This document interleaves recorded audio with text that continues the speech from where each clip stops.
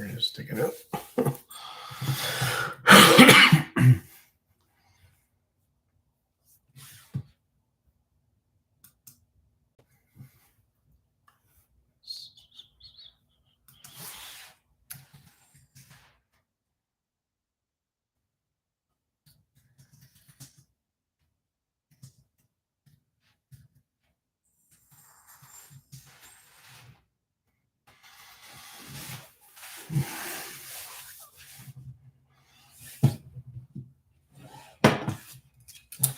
Just tuned this. Actually, I tuned it a few hours ago. Not hard to tune. Pretty easy. Hey, what are you doing here? Out. Out. It's my dog. Stay out, Mitzi. That's my dog. Worried about me. Yeah, another thing, I just tuned this Elva. This is a Thunderstock Elva. I have two more. I have a black one and a white one, and then this red one. Fun car. Again, like it's an offshoot of NSR. Real easy to tune. They're not very hard to tune. Didn't take much. What I did to the car was I put a slot invasion guide on it for my track because I like the deeper guide, especially since I'm going to be building wood track upstairs. And for this track, it requires a deeper guide also as well. Thanks, Michael. Just basically just set the ride height in the front axle. The pod bolts the screws were already loose a little. I trued the tires a tiny bit. These are the stock Thunderstock tires. And then I just treated them with some NSR oil and naphtha. And what else did I do? I changed the braids to Slockhart corner braids. And that's pretty much it. And did my adjustments, and it flies around the track real good. Cars are not hard to mess with, these ones in particular. They're fairly easy. Not very difficult like NSRs. If you guys do get into aftermarket, or not, I would say aftermarket, but cars so Carrera cars are basically, toy set cars that come in with the track, along like Scale Electric. But if you want to branch out to something like this, then this is a great car to start out with. This is the first time I've owned a Thunderslot. Heard about them. I just never got around to getting any. Now I got 3, and this was pretty easy to tune. I really like this car. They're real light, all plastic, compared to, the Revo slot, which is metal, and, a little bit different. Again, all the manufacturers are different. They're all good manufacturers. Rebel slot, of course, all metal car, a little bit noisier. There's a way to quiet them down a little. I did a little video on the Ford Escort MK1. This one's super quiet. Runs real fast. This Sidewinder configuration, so real good car. But then I got one.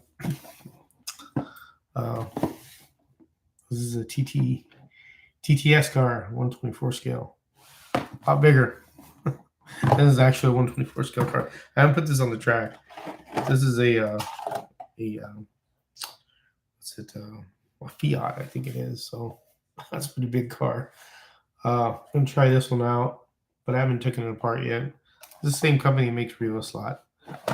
Pretty cool looking car. I like it. I think it comes also with the deck lid if you want the deck lid shut instead of open like this, because that probably will get whacked or come off. Wanted to show. Comes with some other pieces here that I can't see too well. So I don't have my glasses at me in a moment, but a nice looking car, a little small one. We'll see how this goes. Try it out. This is 124 scale. The same people that make the I think they're the same people that make the BRM as well as the Revo TTS. I'm not sure though. I think they're all just about the same, but I could be wrong. This is the first time I've had owned one of these, and they're pretty nicely detailed. You see the back of the motor and everything. Pretty cool. It's a nice looking car. Looks like a lot of fun for 124. It's real detailed. The driver looks pretty cool in there. So this is the first time I owned a TTS. I got this from Cloverleaf Racing. So we'll see how that one buzzes around on top of the other cars that I got.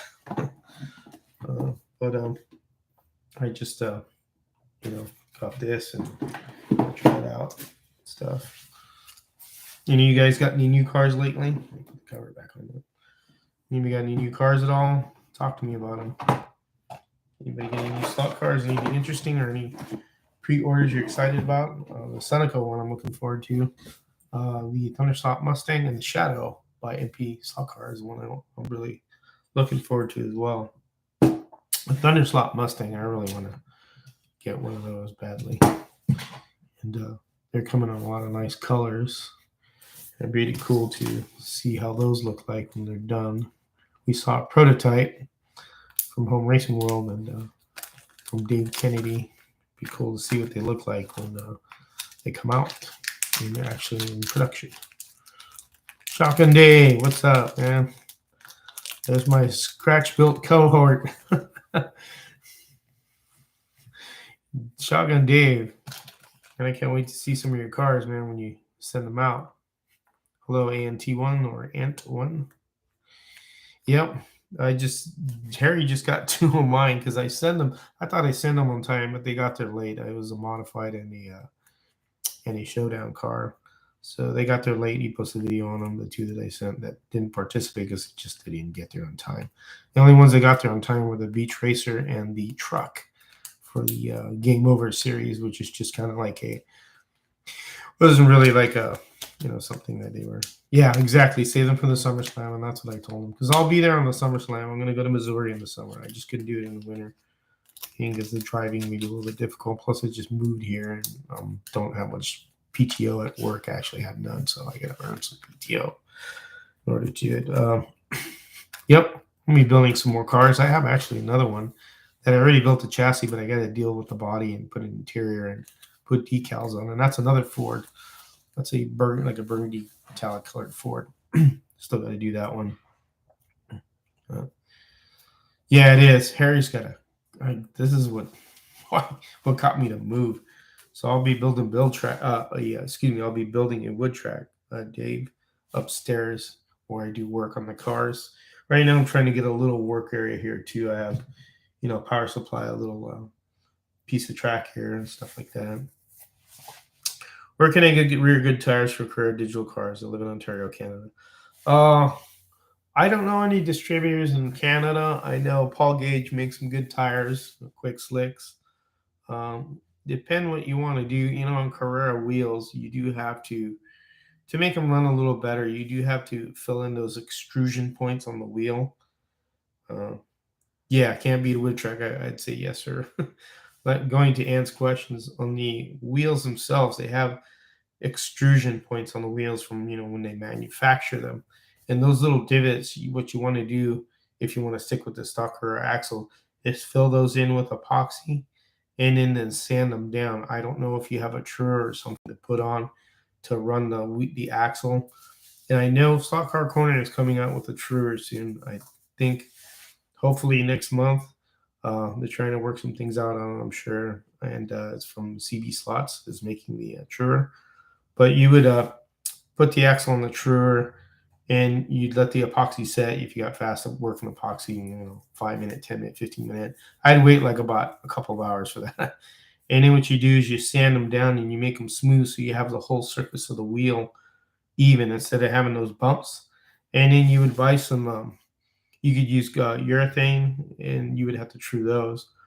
Or you could use NSR tires as well.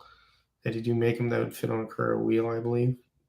The only thing with the Carrera wheel, they make it's like extra tall. So, like for example, Paul Gage tires go by XP, which is an extra deep wheel because the wheel itself it's extra deep tire. The wheel itself is taller, so it has to fit in the tire. So they're specific for stock Carrera axles. But that'd probably be your best bet to do is sand that down. If not, you can get aftermarket axles and bushings and stuff like that if you wanted to do that. That's a little bit more money involved. There's always ways to tune a Carrera car, but the thing is you have to invest into it. If you want to do it the way I told you, which was using epoxy and then sanding all that down, and then you could use, depending what you like really for tires, I mean, NSR makes a good tire, and then you could use the any type of oil. You don't have to use this. You could use Marvel Mystery Oil. I don't know if you got Marvel Mystery Oil in Canada.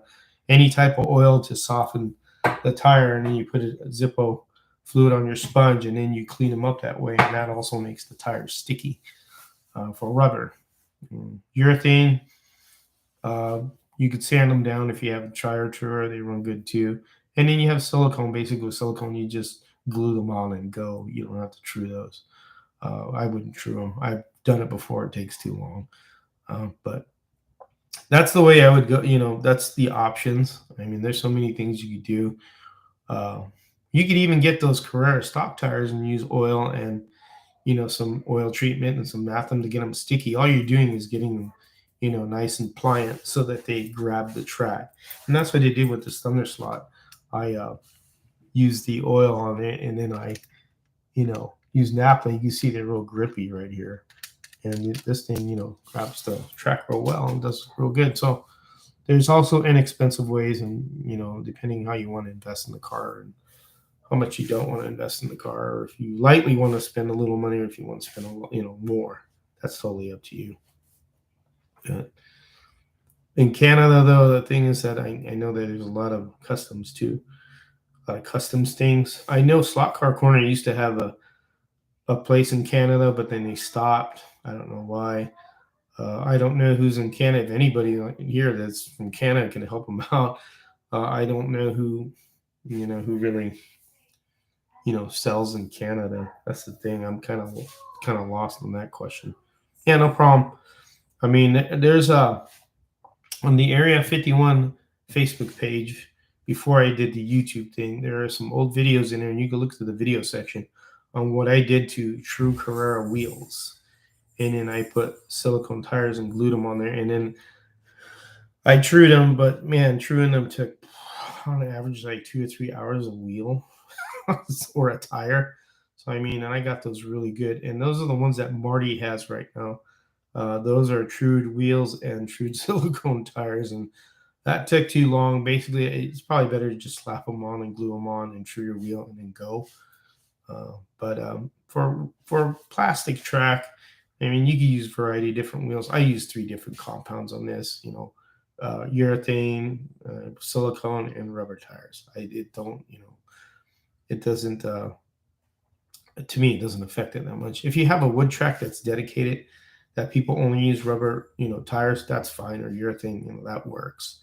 Some people don't like using silicone on a wood track, obviously, because they do kind of tend to, they will like jump because they're, they're like stuttering down the track, or they don't want the silicone to clean the rubber that is laid out on the track over time. So I mean, it's just, you know, it just depends your preference. Some people do it anyway, but it's all preference on the person who owns the track. And I've said that before on other feeds about it. But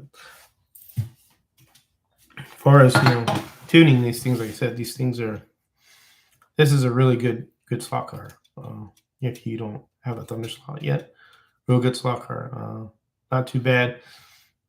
They're fairly easy to tune, just like NSR cars are fairly easy to tune. You just, you know, set your front axle height, and again, you want these to be barely touching.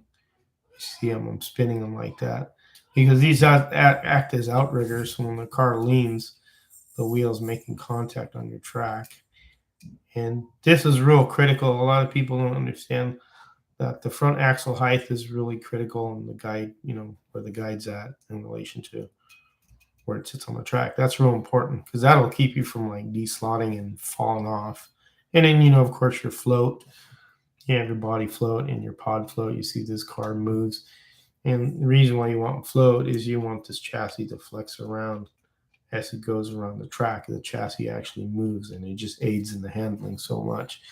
And it's amazing what you could do is when you get these, you can run them all the way down and turn them out like a turnout and then drive it around. And then what you do is you turn it out maybe a quarter of a time, think you can get it to maneuver, you know, go through your track better. Because remember, you're tuning your car to the conditions of your track. Because this car may not work great on your track because I tuned it to mine. So you know, in your own setup, that's how you kind of make your own adjustments by just loosening the screw here and there, and you experiment is what you do. You have to experiment and take the time. And usually it's really easy. You figure it out. With these cars, they're easy to tune. They're not hard. Usually the float comes with the pod that way. It came that way when I got the car. I left it. I don't think I moved the pod because I think I was happy. Some people do take the pod, which you can do if they don't want the pod to move that much, if that works good for you on your track. Guys that run on wood tracks will take this pod to keep it from moving, because a lot of times what will happen is they'll chatter when they come around, like the Slot Zuka track from Slot Car Addicts in North Carolina, their track.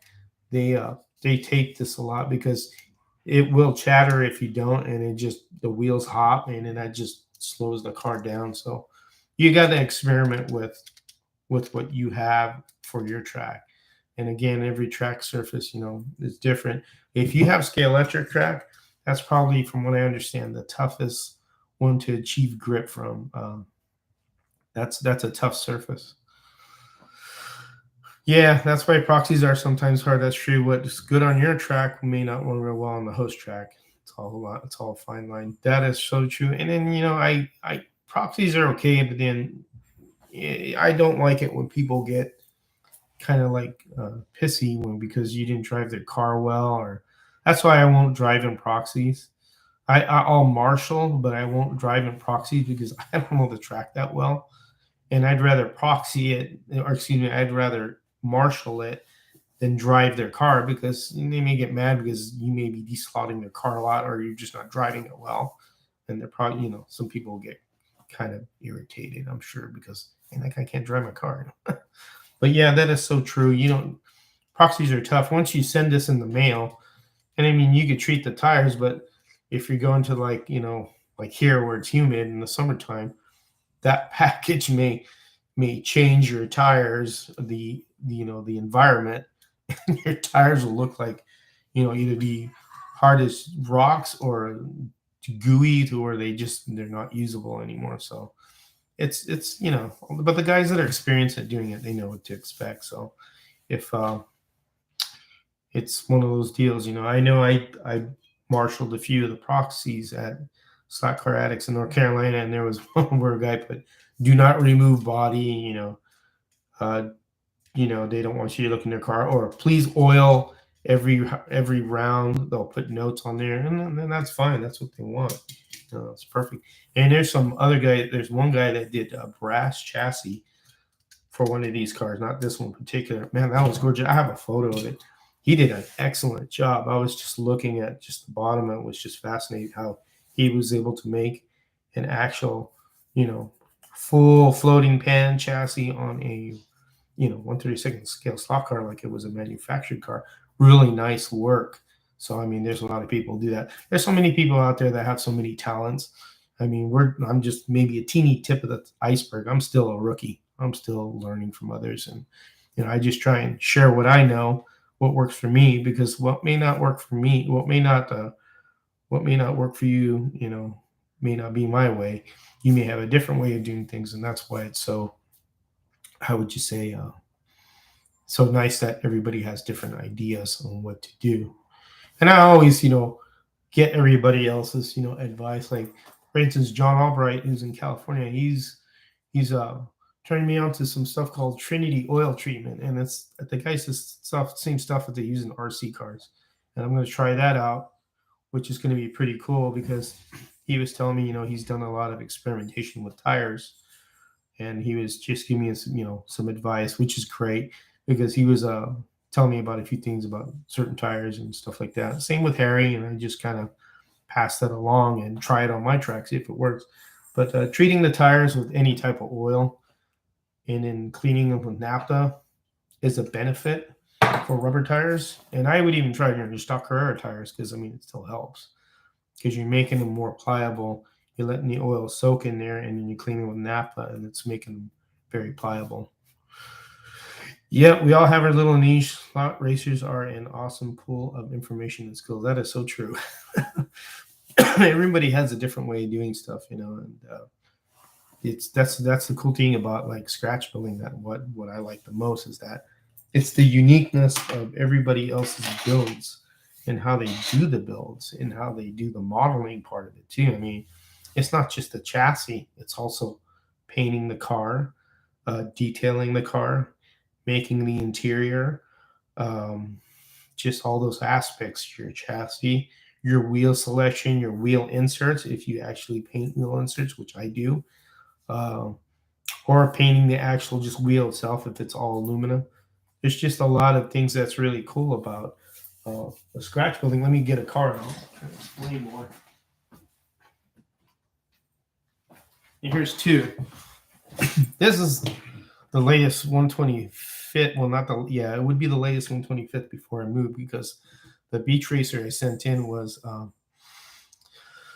before this one. So this one I can't remember what kit this was, but this one I kind of made up kind of a hot rod style, and it's just a creation. It's not anything. I don't have an interior in it. That's how I haven't finished it yet. But this is 125th, and you can see where I placed the guide, and that's tough to have a car with a guide like that in that position. This does work, but you have to drive this in the way to where it's more tippy, because remember, it's better to have your flag lead ahead of the axle than behind it. So I made this up because I also bend these channels to make it look like a frame, which is really easy to do. And just, soldered it and painted it and just put my own little thing, positioned the body. So you can see high on here.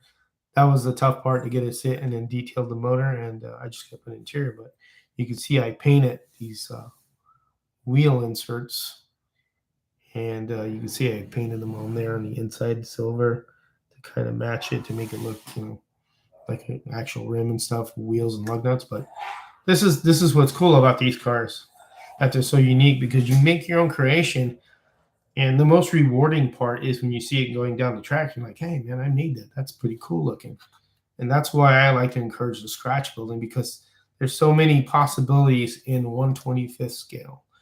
To me, 125th scale is more a realistic scale than 124th. I have nothing against 124th, but if you really stick a 124th scale car next to a 125th, you'll see the 124th is a little bit larger and doesn't look to me as much to scale. Like I said, I have nothing against 124th, because on the shelf there, those are all 124 Carrera cars, and I like those cars. And you can see I bought that TTS car that I showed earlier. But this is what the end results in, and I like this. Now, the next one I have is, and I've showed these before on other streams, this is modified. And this is the fun part about that, because when you build these, you just think of things of how to do it, like how to make these little structures, and they're not hard to do. Bending this brass is really easy, and you're just holding the position and just hitting a little solder on there just to get it. It's not that hard. And you can see I made little Nerf parts for it. A rear bumper. There's the chassis. This is a custom paint job. It ran a little bit. That was fine. This is a custom color from Createx colors that I mixed. And, put the motor in there and have the interior. And got yourself a nice little looking modified. You can see the front bumper. The rear bumper. A little tank in there. So this is what's so great, that I like to push the scratch building a lot. I always mention to Marty, hey man, time to get in scratch building.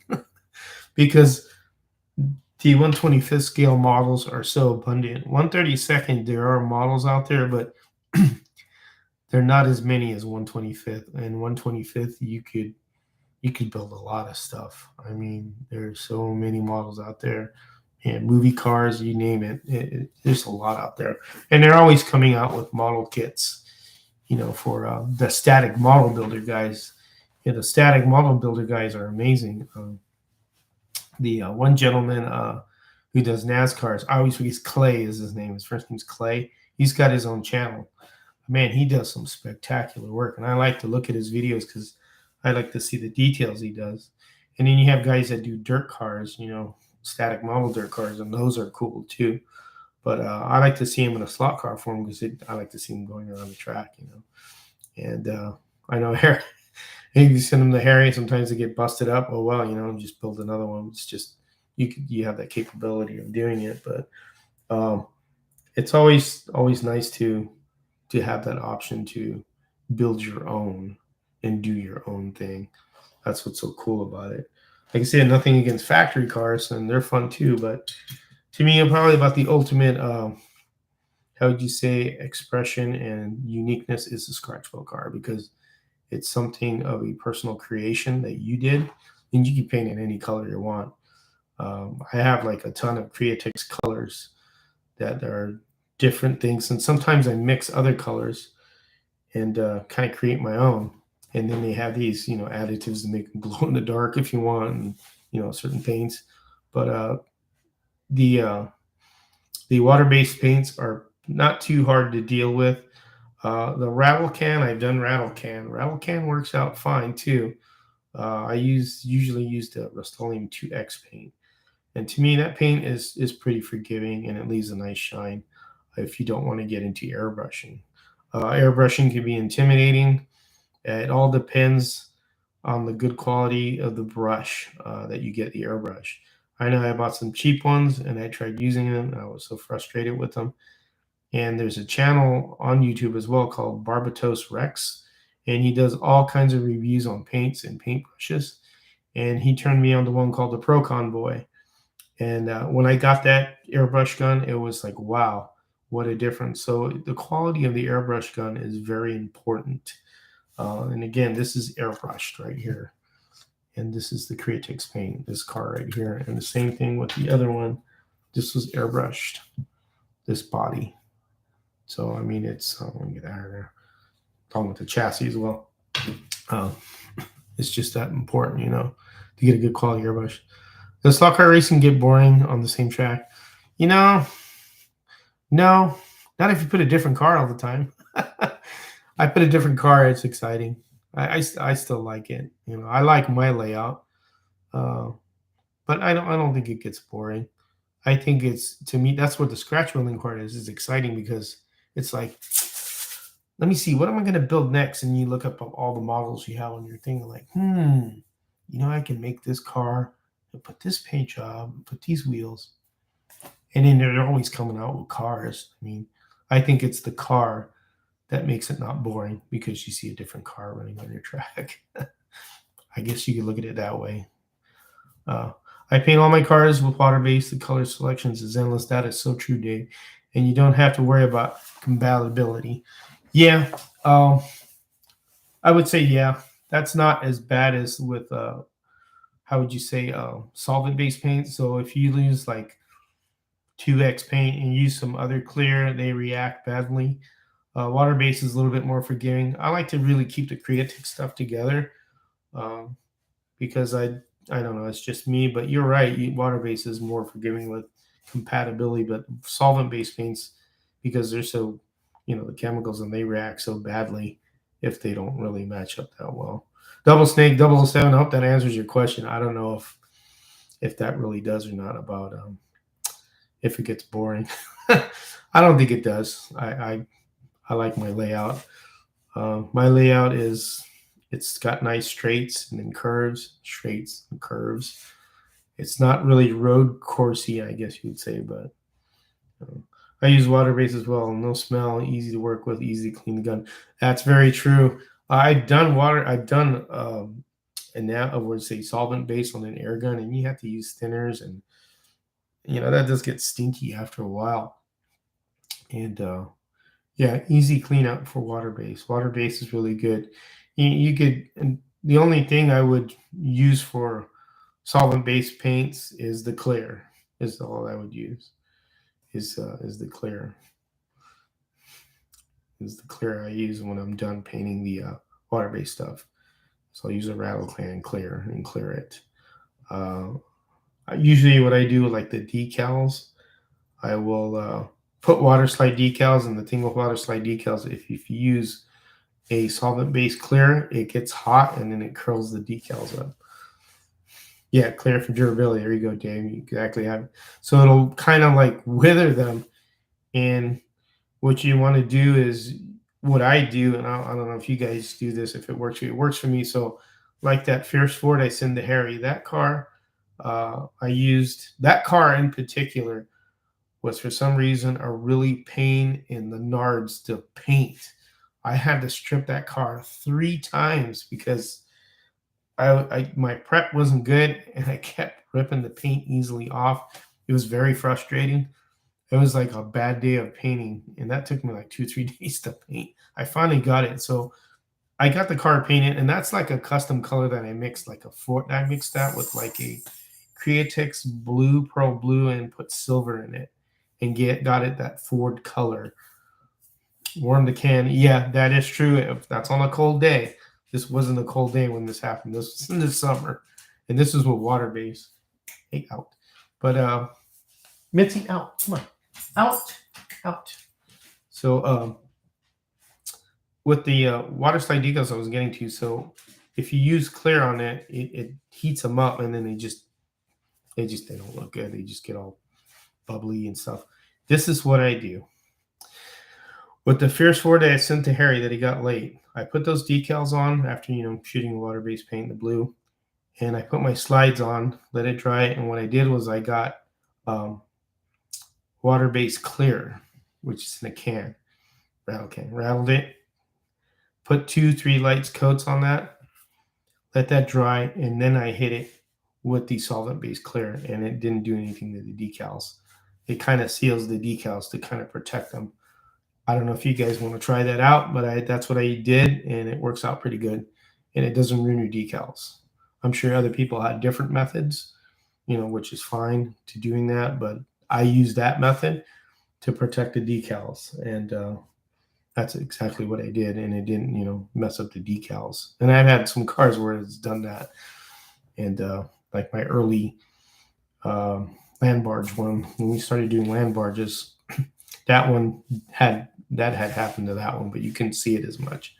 But I know it's there, and it tends to bug you when you're doing something. It's there and stuff. But yeah, warming the can usually is like on cold days. Like for example, I painted those chassis with the rattle can that I sent to Harry. Well, the one chassis, the modified that I sent to Harry, that was a gold colored Bristolian paint. What I did was, it was a cold day.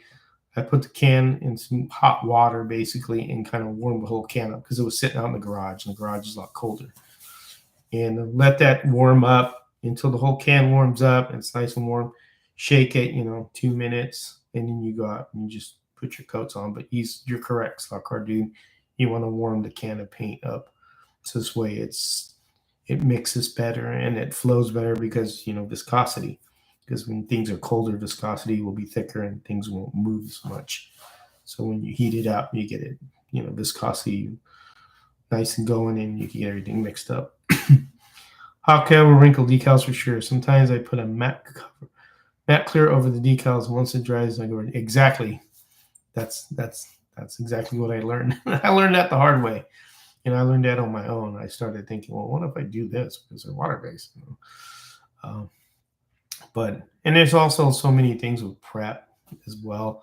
So like with the Createx paints, you cannot use water. You can't wet sand them because they're water-based. The water will break them down. So what they suggest to do is you dry sand it, and then you use mineral spirits to clean it, which is fine. They recommend that.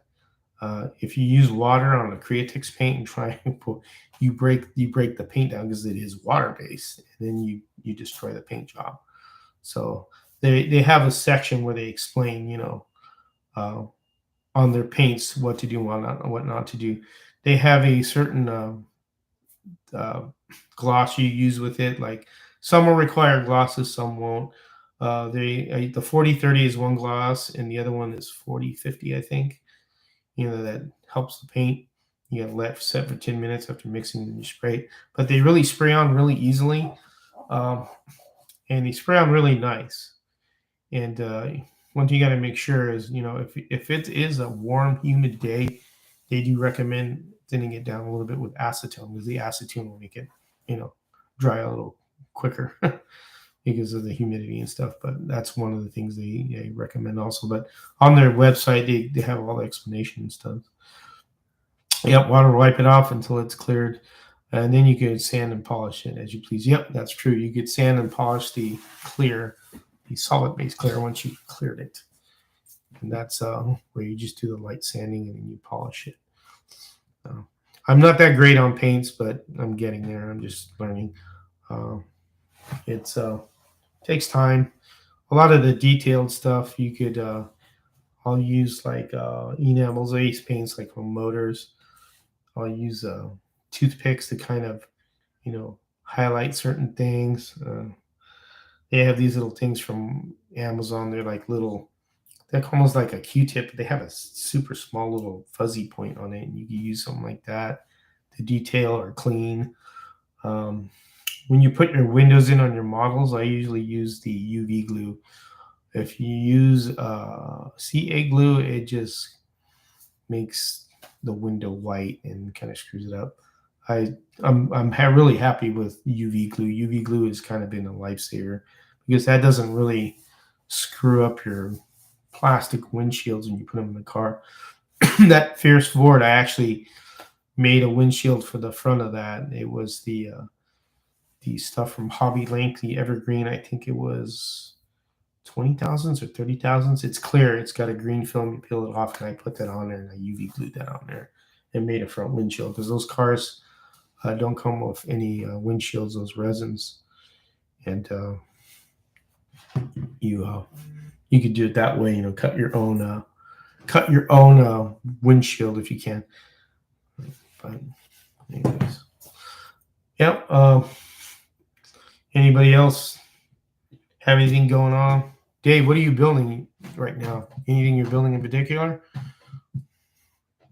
I know you got some resin bodies and stuff, and you know how to do resin pouring. That's one thing I want to get into too. Another guy who does good resin body pouring is Mark Thomas. And on the Home Racing World site, there's an article about making your own body resin. You could do it with any body as long as you have a mold. So say you have a master mold. Say you want to make a mold of this car, for example. This would be your master mold. And then from there, you make a mold out of that, and then you use the resin to, make your bodies. And they come out real nice. That those bodies that I got were all gift bodies. You can't buy those in 1/32. It's kind of tough, but pretty good. But yeah, UV glue is very handy. Yeah, Dave's put your YouTube site on there. You have a page though? Dave has a Facebook page. You have a YouTube site too, don't you, Dave?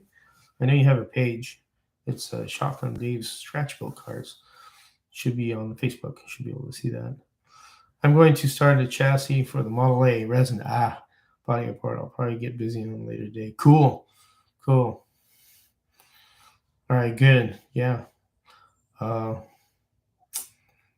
don't know. Let's see. Oh, you don't have Facebook. Oh, that's no problem. Then go to his YouTube channel. You can learn a lot from him. He's been doing a lot of cars for a long time. So you should do one on resin pouring, man. A lot of people would like that. Only my old stuff in right now. Gotcha. It's all right. You plenty of time to make videos. It's so easy to video blog now. Before it was articles. Now with videography and platforms like this, you could do so much. It's real nice. It's kind of changed a lot. But yeah. Anybody else got any new cars? Anybody tuning at all, or trying to tune, or having a problem tuning a particular car? Or excuse me. Anybody thought about going to an Omnibox? I know that ain't cheap. That's a real expensive part. Not to throw that out there. I know it could be quite expensive, but yeah. Anything you guys want to talk about, shoot it out there in the comments. So discuss anything. I think Marty will be on tonight at 8. You guys know that 2-line slot cars. Join that one. And he uses fiberglass and fiberglass bodies in the US. No. I saw the thing from Slot Car Guy, which was paper, using paper, but no, not fiberglass. I haven't seen anything with fiberglass. Slot Car, do you guys use fiberglass? Is that what you use? I mean, it's as long as it's holds the body together than that. I guess obviously the paper one works. I don't know what crashes how paper would handle. I know resin's pretty durable when you smack it. Depending, how you poured it or how you made the stuff. But no, not fiberglass bodies. I haven't messed with any fiberglass bodies. Very common in Europe, really. I haven't seen fiberglass. I bet it's stronger than resin. I'm sure it is. Really? So, how do you guys like pour your own molds out of fiberglass? Is that how you do it? I'd like to see something like that. How that's done. That'd be pretty interesting. How you actually mold the body from fiberglass. If you use like a master mold like resin and you pour it, it'd be pretty interesting to see a video on that and what it looks like. That'd be pretty cool. I'd like to check that out.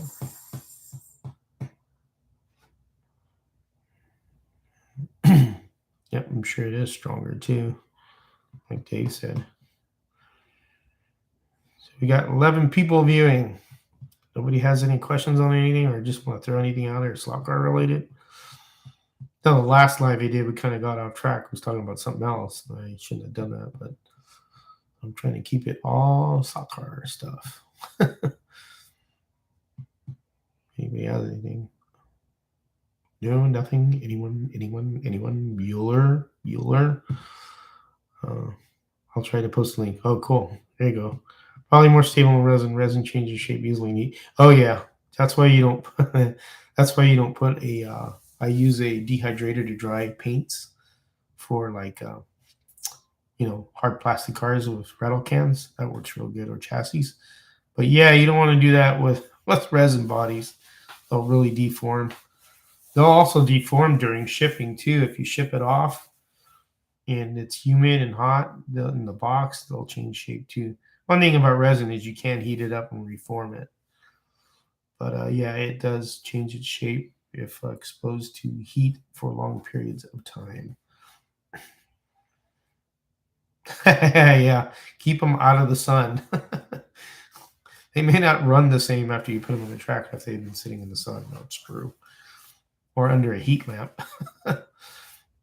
So don't take your car to McDonald's and leave it under a heat lamp or something while they're cooking. They can't destroy a fiberglass body. Yeah, well, they made Corvettes out of them. Yeah. I'm sure it's a little bit tougher, no doubt. What else do they do in Europe? Stock car dude? Do they mainly run urethane tires? I know they hate silicone. I heard that. That is true, correct? You guys prefer the urethane tires. Because actually let me show you a car I got, as a matter of fact.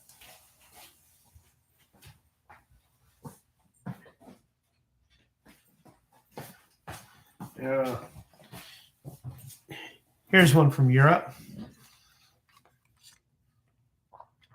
And this is a urethane tired car, and they like to do their wheels like this, from what I understand. But this is a actual digital car.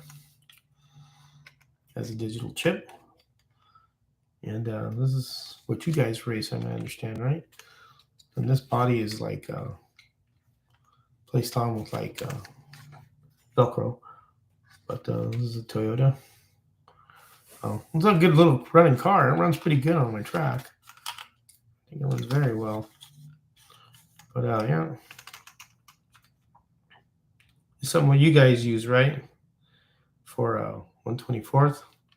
These types of chassis. I forget the name of this chassis. I got this from Germany. The guy I was talking with in Germany, he sold me this. And so it's a good running car. I play with it sometimes. I haven't had it on track in a while, but this is urethane tires. So that's a link to a page. That's a link to a page. That's what I'm going. Yeah. I mean, you can see it's complete unique chassis. That's what they play with. It's totally adjustable. You can move all this. PU foam or rubber. Okay, yeah. Gotcha. Yeah, you guys hate silicone. I know you guys hate silicone. But yeah, this is from Germany. It's a cool looking car, along with the other stuff I have there. But yeah, it runs pretty good.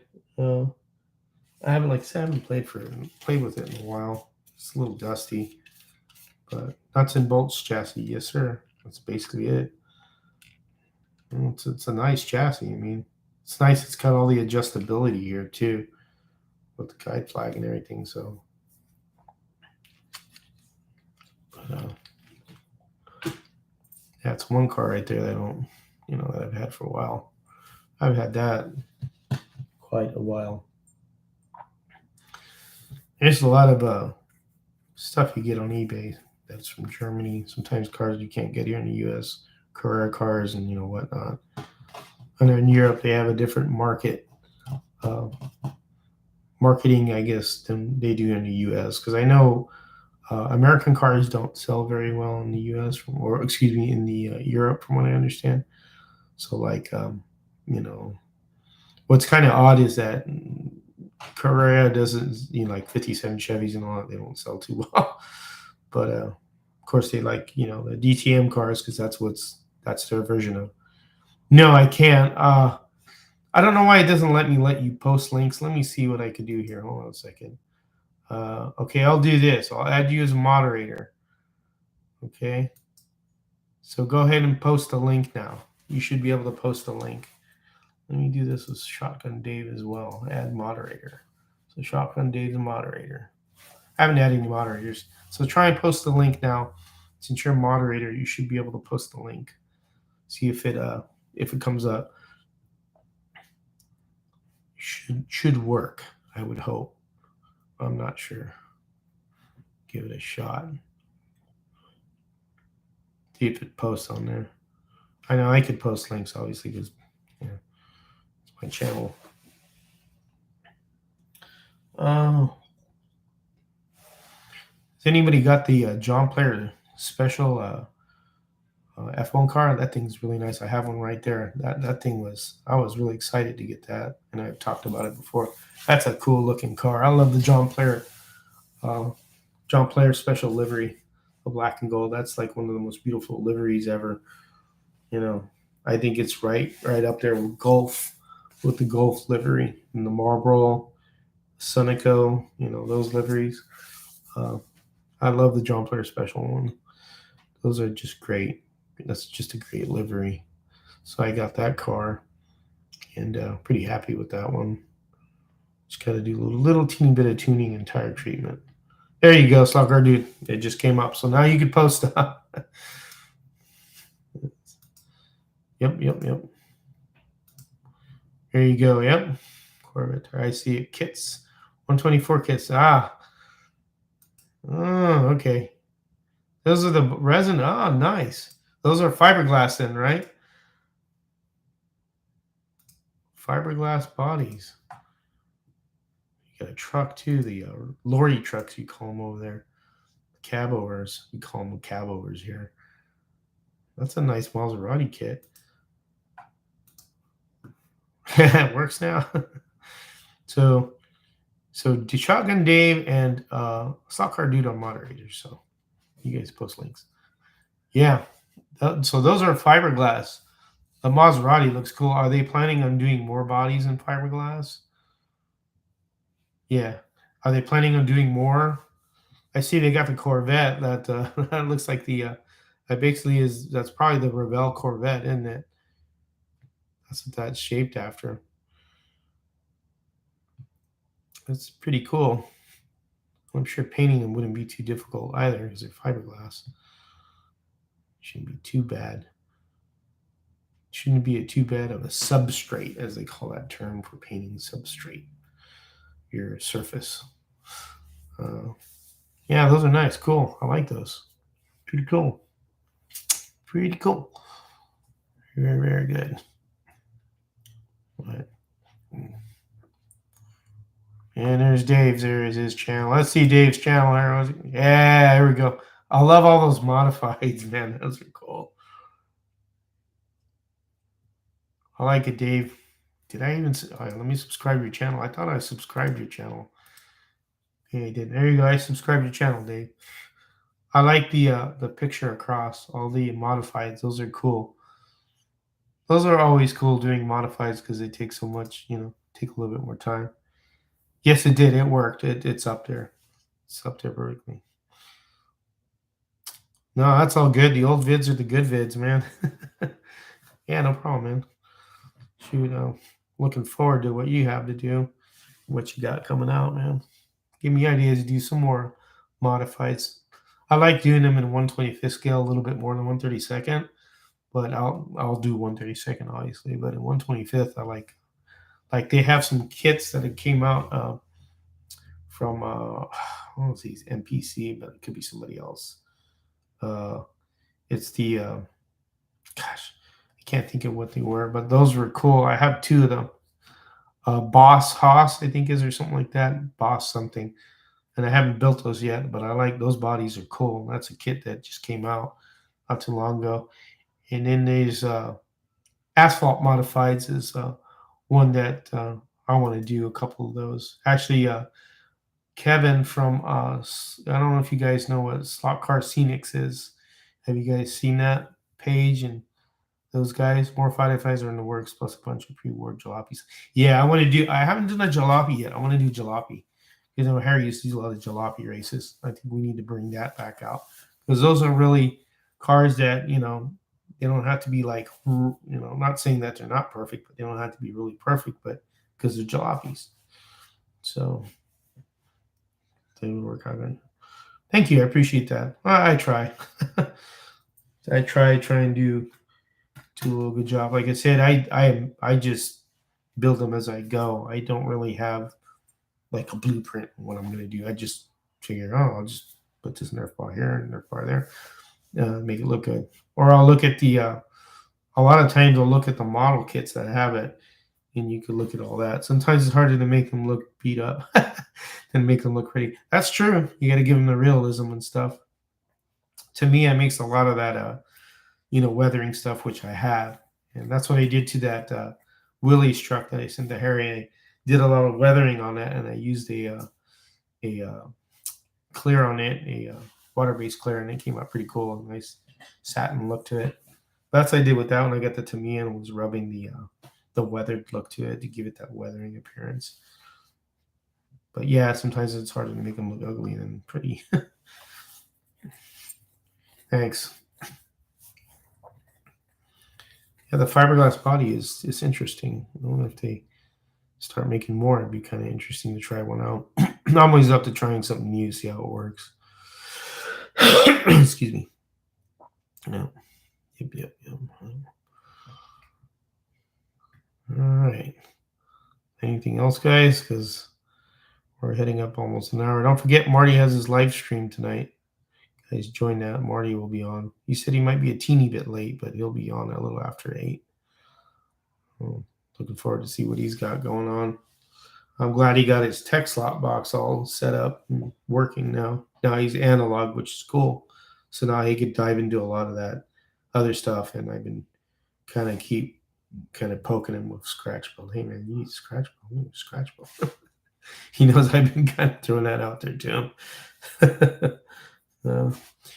And Raul on his channel, I can't remember his darn channel.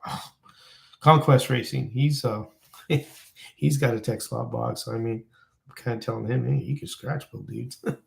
Trying to get everybody into scratch building. They need to get into that. At least do 1 or 2 cars and see what it's like. I know they'll get hooked. I got hooked. It was so easy, right, Dave? Just like that, you start building all kinds of stuff. But yep. All right, man. See you later there, Shotgun Dave. Don't break any speeding laws, buddy, with that car. You can. See ya. Oh yeah, hooked indeed. Have a good one. Yep. So anybody else have anything? I mean, you can write in the chat there. Any questions? I'm all ears. Anybody has anything to say or ask? It's easy in the 392. I'm sure it is.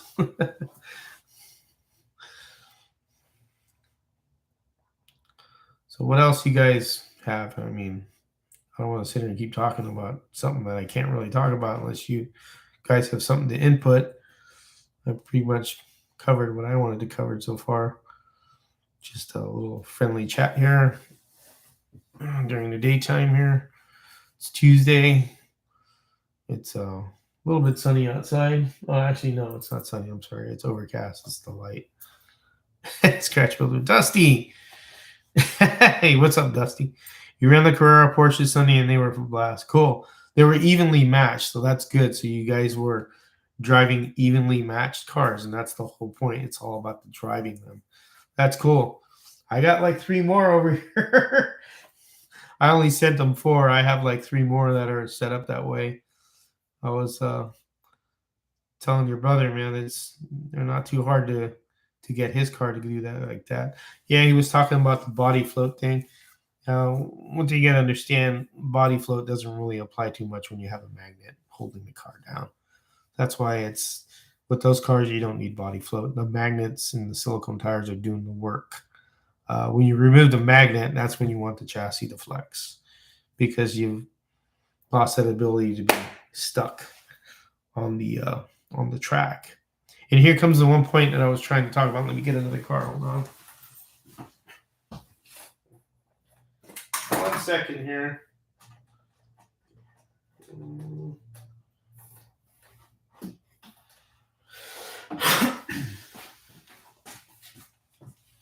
So here's one of the other ones, Dusty. It's one of the other Carreras. I didn't think you guys want this color, but this is and there's 2 more over there: the yellow one and the Geispa 54 Porsche. So, so here's a Mossler, and a very interesting thing that I learned from somebody that told me this. Yeah, so angle winders. So here's a question. Why do you think they came up with the angle winder configuration? Does anybody kind of have an idea about that?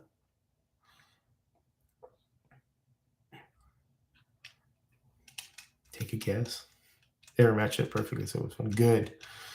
Any idea why the angle winder configuration became about? This is a very interesting little trivia question that I learned from somebody. I won't say who, but I learned from him. Let's say he's a master. You all should know who the master is. The slot father. Anybody have any idea why they came up with the angle winder configuration? You have inline, sidewinder, and then angle winder. Anybody have any idea?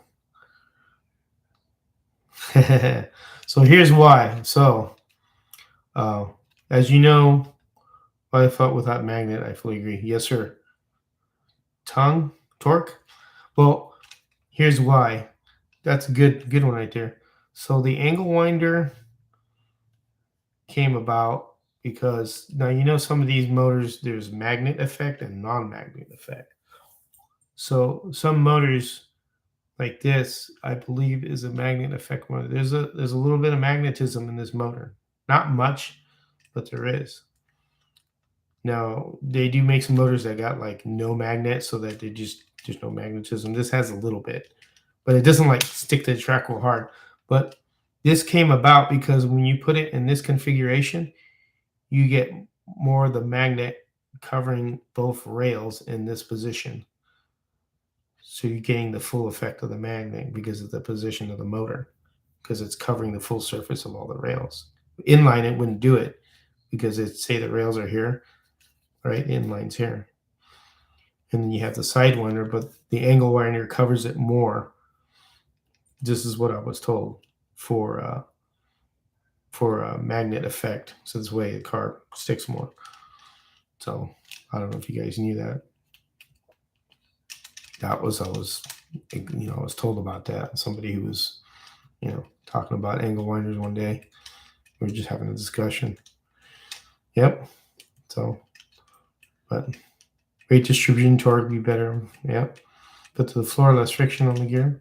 That too, but mainly was because you could get the full effect of the magnet as on the rails that way. Better effect, more coverage. But anyways, just a little factor. I don't know if you guys knew that, but that's pretty cool. These cars are good. These little monsters. I have quite a few of these in all configurations: sidewinder, angle winder, and inline. Because NSR offers so many configurations. That's when you buy these cars, right next to them they'll say IL inline, AW angle winder, and SW for sidewinder. So when you order these cars, you see 3 different ones. If people don't know that, that's because you get 3 different configurations. There's actually 2 chassis to these also. There's the Evo 5 and the Evo 3 chassis. So the Evo 3 chassis, which I have, I do have an Evo 3 chassis, and I'll show you the difference. Hold on.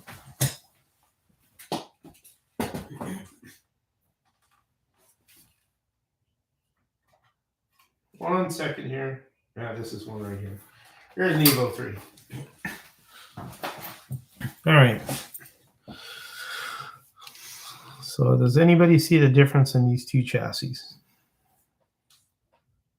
They're both angle winder.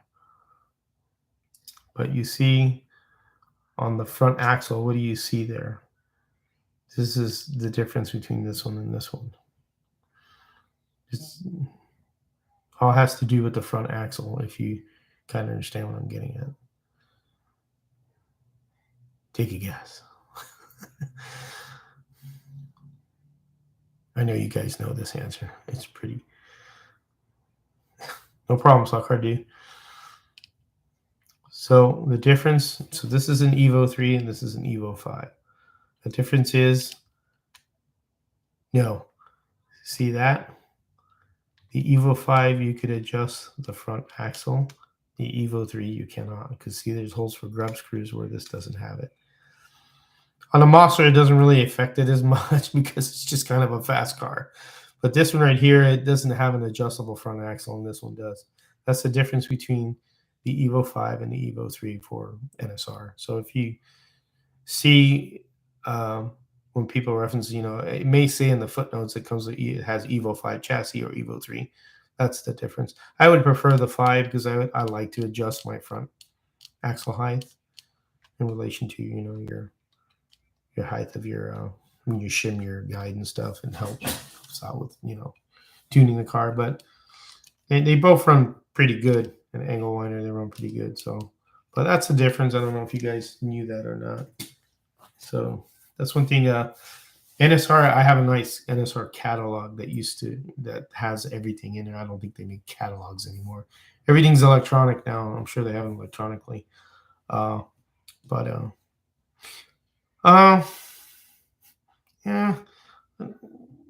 they're a little different in the way they behave. Like what Slockhard dude said, they are a little bit more torqueier for angle winder than side winder. Hey, what's up there, Owen? But I don't have a preference. I mean, as long as I'm able to tune both styles, I like to be able to tune all cars if they have angle winder, side winder, inline.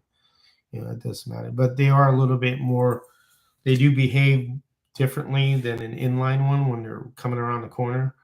This will give you a little bit more oomph when you're coming around the corner because of the way it's distributing the power.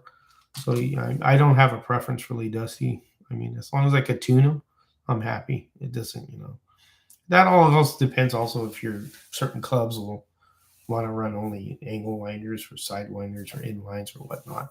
It's just preference to whoever sets rules in their, proxy. But I don't have a preference really, Dusty. I do not, sir. What are you doing, Raul? Did you get that Revo tuned okay? No, I don't know if you got my message. I sent you that link to the Hoonigan car. I don't know if you guys see this, but in Home Racing World, when they did the showdown, and I'll find the video if I can. They did one of the guys named Fry Daddy, who's a real good scratch builder, did a Hoonigan Mustang, and it was really cool because the turbos on the top, the pipe, the exhaust lit up and kind of flickered as you raced the car. It was really neat. And then he needed another car, which was a pink Ford, 40 Ford, and it had headlights, and also on the side, on the outside, it had a round exhaust pipe, and those would flicker too. It was really neat what he did. Let me try and find that video, and I'll post it on there on the comments on the chat. I just gotta look for it. There's a lot of posts on here from since then, from Harry's winter slam from this weekend. And oh, that ain't it. Darn it. Come on. It's here somewhere. I hope I can find it. I know it's. Let me see. Bear with me. I'm trying to look for it still. There's so many posts since then. And there's a ton of posts. Tons of posts. And the trucks were pretty cool too. Truck's a fun little side gig. Here it is. So let me copy this link and I'll share it with you guys. So check this one out. Hello from the UK, Stuart. How you doing? So check this one out. That's the I know, and you don't have one of the guys don't have Facebook. Sorry, I can't put it anywhere. I think it's also on the Home Racing World. If you posted it on there too, but that's a cool looking car. Here, Roll, I'm going to make you a moderator so you can post links too. So Conquest Racing the moderator. Let's make Dusty one too.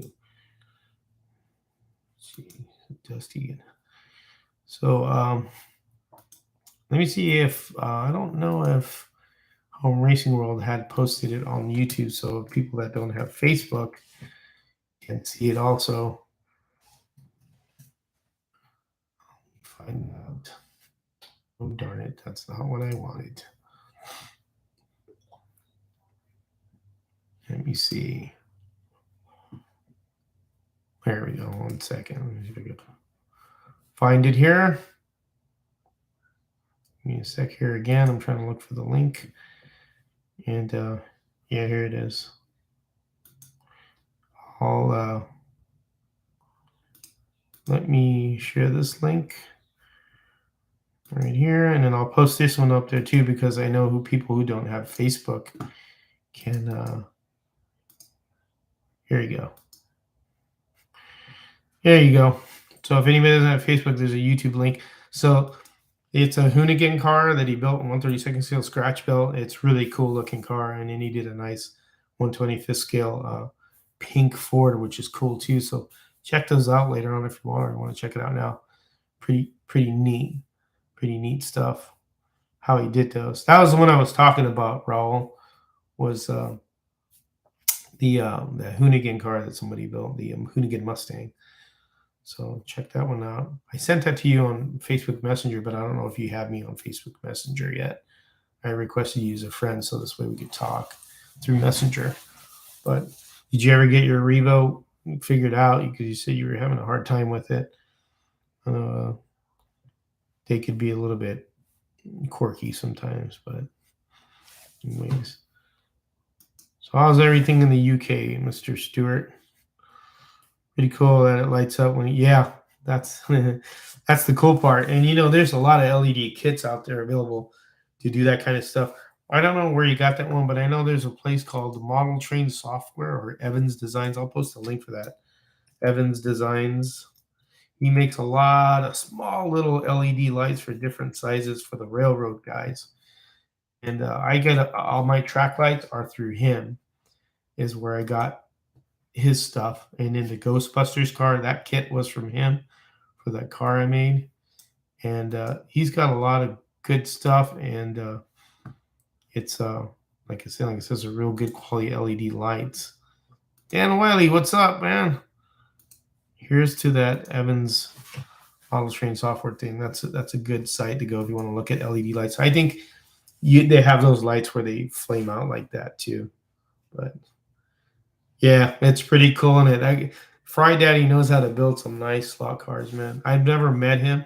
I wasn't there last time for the Labor Day. I wasn't there, but working on an SQL server from hell. Ooh, you work on servers, and you gotta You got a lot of talent. People who work on computers and servers, there's a lot of talent to do that. Yep, the Hoonigan looks pretty cool. And then that pink Ford is cool too. That thing is nice looking. Man, some real good work. See, that's what I mean about scratch building. You can do that kind of stuff. You know, you can do probably the same with like the plastic cars and add lights. I know for my Carrera Formula One cars, I only have two of them. I added a red light in the back that flashes. So the rain light or whatever they use it for. I don't know too much about F1, but Carrera track or Scalextric. That depends. So your question, shift into high, is asking Carrera track or Scalextric. So I have Carrera. The reason why I went with Carrera was the wider footprint. The only drawback with Carrera is that it takes up the whole damn room. It's big. With Scalextric, it's smaller, so you could put more track in this smaller space, or put more track in a bigger space. But you can only 1/32 in it. You could try 1/24 to 1/25, but it'll be kind of tight. Yeah, that's me. That's why I went with Carrera. It's for personal preference what you would go with. How's wood track coming along? Well, I haven't started it yet, Dan. I have to make a plan for it still. I'll probably start on it in March, the springtime. I have to get my little, paper out and draw what I want to do. I know what I'm doing. I'm doing the same track as Harry has, which is the oval dirt track, but mine will be 2 feet shorter than his. He's 16 feet. I'm going to make mine 14 feet, but the width will be the same. Shift into high, wider. Yes, Carrera track is a lot wider. That's why it's able to run, to put the two different scales on there. So yes, sir, it is wider. Scalextric track is harder to get grip on, from what I understand, but with the right type of tires and tire treatment, it could be achieved real easily along with tuning. John Albright is a good example of that. John Albright is on Facebook page for Home Racing World, and he's done a lot of tire testing. He's got a Scalextric track, and his cars run real good on there because he knows how to tune for his track and how to get his tires going for it. So it all depends what you want, shift into high. I mean, I don't know what your space allowance is. If you have a small space, and if you go Carrera, you can't go too, it'd be too big. You'd kind of encompass the whole room. So empty nester again, have big room now, thinking of a 14-footer. The kids are gone. 14-footer, huh? That'd be cool. Yeah, that's a big one. Marty's is pretty big, man. He's got a big layout, but he's got a big basement too. Bigger the basement, you always want to go bigger. Yep. But yeah. Anybody else have any questions there? That was a good one there. Shift into high, Carrera track or Scalextrics. Good thing. Only thing with Scalextric cars is they're real expensive. They're a lot more expensive than the Carrera non-digital cars. Because the Scalextric, they're not even digital. They're expensive. Whereas a Carrera non-digital car is cheaper. But even if you buy a Carrera digital car, it's still, I think, a little bit cheaper than the Scalextric. That's the only thing. Cost will get you there. But if you really like the car, like the Tyrell, I actually bought that. That one was expensive, but I bought it because I really wanted the car. So I mean, if you really want the car, you'll spend the money. What they set the price at. But they are real expensive. Scalextric, they've really gone up in price, and I don't buy too many Scalextrics now. I actually never really did buy as many. I bought more Carrera, but Scaley is really up there in price now, and it's kind of hard to justify a Scaley car that's, this is just my opinion. I'm not bashing Scalextric or people who have Scalextric, but Scalextric car is what, like $70, close to it, where you could get a NSR for close to that, and it'd be a better performing car. So I mean, that's how I look at it. But if you really want the certain cars that they have now, the ones they announced, I don't like. None of those cars don't really do anything for me. That pink 6-wheel car, I mean, that's from a TV show or something. So if people like that TV show, that's fine. You get it. But I'm not into that. The only one that looked appealing again was the Tyrell again, which is the Elf one.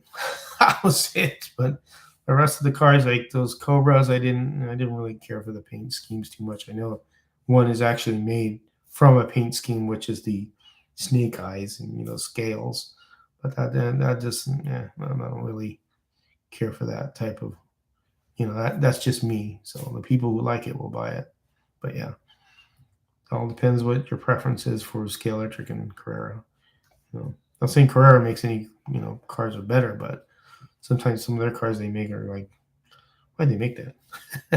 I had no choice but to spend the money on when Scalextric made the pop for it. Yeah, see, and that's totally understandable. If you like a car, you'll buy it.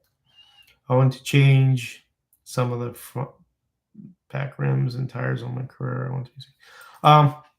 So if you want to do that, Dave, hope I don't butcher your name. So Dave Mastropolito. Mastropolito. I don't know if I said that right. I'm sorry. He asked this question. I want to change some of my front and back rim tires on some of my Carrera 132nd cars. So you could go to Slot Car Corner and they have bushings for those cars from Slotted, I think it is. They see specifically Carrera bushings. You could get 332nd axles from Slotting Plus.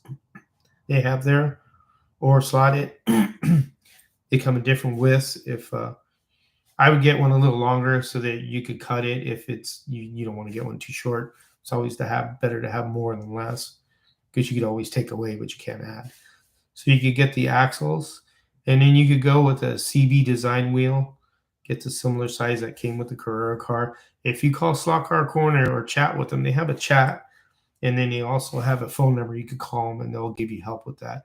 You could change the gear as well.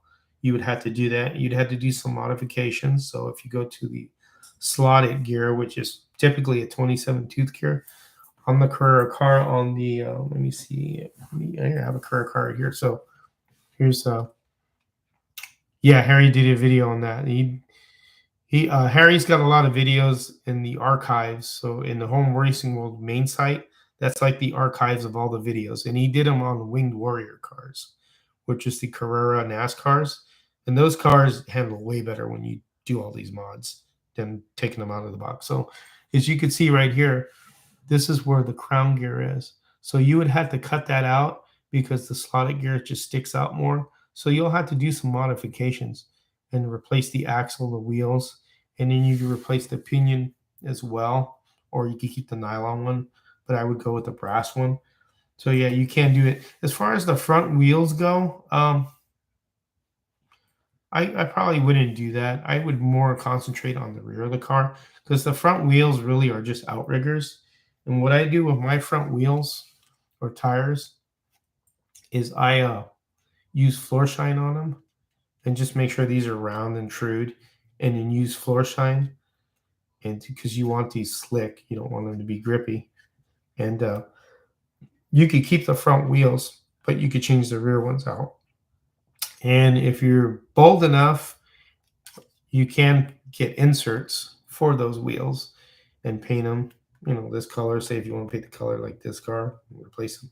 I could get some inserts and just paint them yellow to match it. So I would do that if you want to change the wheels, but you'll have to change the axles, the tire, the gearing. So it's a little bit more work involved, but it's possible. You just have to be willing to get a Dremel out and do a little cutting and little modifications. Harry has, let me see. Hold on. Let me get a link from his archives. Having problems with some older Carrera cars front tires. Which one are you having trouble with? Yeah, here, Dan. Hold on a second. Let me make you a moderator and post a link. I just made you a moderator. So post a link there for there you go. He just did it. So there you go, Dave. That is for a which car is this for, Dan? Is that for one of the Carrera NASCARs? It's basically the same thing what you're doing to any car. You just got to get the parts for it. But this right here, it'll help you. Yeah, this right here, it'll help you, do stuff. and teach you how to do that. As far as the front wheels, do you have stub axles? What kind of car is this? So stub axles are these on the 917s. They're stub. They just fit in there. You can get no grip tires from like Slotted or NSR from Slot Car Corner too if you just want to replace the tires. Because really, if the tires are giving you a problem, just replace the tires. Yeah, 917. Okay. So actually, LEB Hobby also makes these has these tires too. LEB Hobbies, I'm trying to think. I remember I emailed them and I asked them help for that, and I can't remember the number of the tire. So if you, and I think Slot Car Corner will have them too, but if you want to email LEB Hobbies and tell them, hey, I have a Carrera 917, I need front tires. Can you help me with the number? And I can't remember what number they gave me because I don't know if I can access my account. Let me find out if I can get on here real quick to see what number it was. And trying to help you out here. Let me see. Home. Come on, where's my account? Oh boy, I'm not logged on here. Nope, I don't know what it is. So let me see something. Let me see if I can look it up. So front tires for 917K.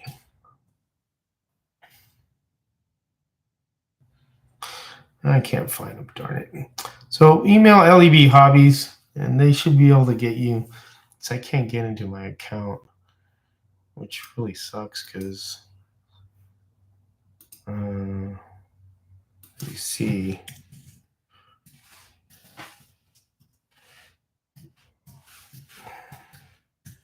You get the info for you there, Dave. Let me see if I could get it from my phone, the password, real quick. Here it is. Password is right here.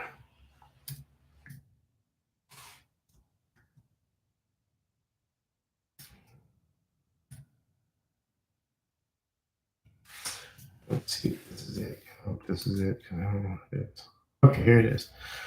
All right, then. So, see if I can get you that part number.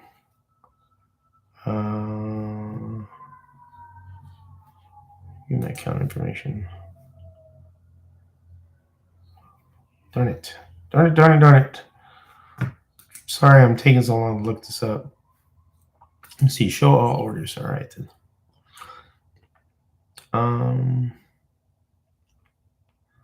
No, not that, not that, not that.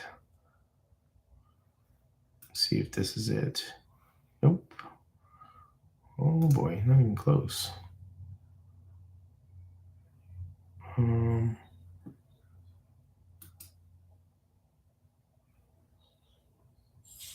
don't think these are it. Sorry, guys, I'm trying to help out.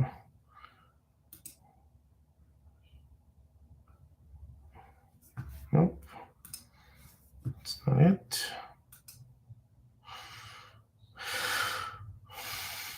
Oh, I can't find it. I don't know what the heck they were. I'm sorry, but let me see. Picked up Carrera NASCAR 48 body on eBay. Cool. Wife says track has to go out my office and into garage. Okay, thanks. I did rims and wheels, axles and gears. One of my wing cars. Thanks. Get in touch with Slot Car Corner. Yeah, no problem. Also, LEB Hobby. You could also ask Slot Car Corner as well. Tell me, would probably be best is to measure the wheel too. If you have a caliper, there's a little information tablet, that section on Slot Car Corner where it tells you how to measure the wheel, and you can get them on. See you later, Shift and Die. Have a good night. Or you're saying good intel? Sorry, not good night. Excuse me. Good intel. Yeah, no problem. Yeah. There's a way to correct the Carrera car, to make it run better. You just have to put money into it. That's the thing. Some people buy the cars just to run them around. What's up, DeFingers? So, yeah, just ask them. I'm sorry I can't find the part number. I thought I had it. I could see if I have it on my phone. I think these are it. So it's NSR 5238. Mr. Dave Mastropolito. I'm sorry if I said that wrong. They're non-friction. They're 18 and 18.5 by 10 millimeters. So there, here I'll put down. Let me look it up on LEB NSR. And I put it down here. That's why I remembered now. So it's NSR 5238. And here they are. Okay, yeah, these are them. They come in a 4-pack. So you get 4 in a pack, which is cool. So I'll post a link to the tires right here. And there you go. That's a link to the tires. Click that, and those are the tires you need for the 917, because I replaced these, because these turn into hard rocks and they go all dry. Those tires will work, and that's what these are actually. And they say on their NSR, so these are the NSR tires. So there's a link for it. Sorry it took so long to look for that. But that's it right there. So that should get you going there. Just pull over, park the catcher string. Hey man, don't hurt yourself. I sprayed a silk cut scale auto NS6 with a while ago. It's not a scratch build, but I was happy to do it. Hey, that's the start to doing the scratch build, is your own paint job. And you know, people don't really get intimidated by painting too. I mean, you shouldn't be. You just got to jump into it. Yep. Good. Cool. You painted one there, Stuart. Cool. You should post that on the Home Racing World Facebook page, what you painted. If you guys haven't joined the Home Racing World Forum, please do. That is the not just a Facebook page, but the forum page itself, because there's a lot of information on there, a ton of information on there that you could get from, you know, like these old video archives that Dan Wiley was talking about. They're all there on the main site here. Let me, what I will do is I will go to the HRW main site. There you go. What I'll do is I'll go post a link to the main site. So this is the main site that has all the archives of all the articles and video stuff that he's done.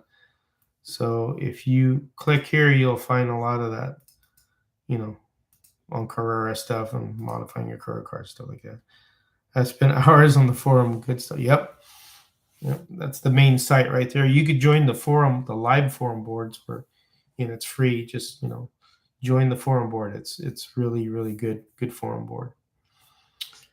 All right, guys. Well, I'm gonna have to say goodbye because I have to go eat dinner, and I need to go get dinner actually. So we are getting hungry, and you know, my wife's probably getting hungry, and then, you know, the dogs are probably getting hungry.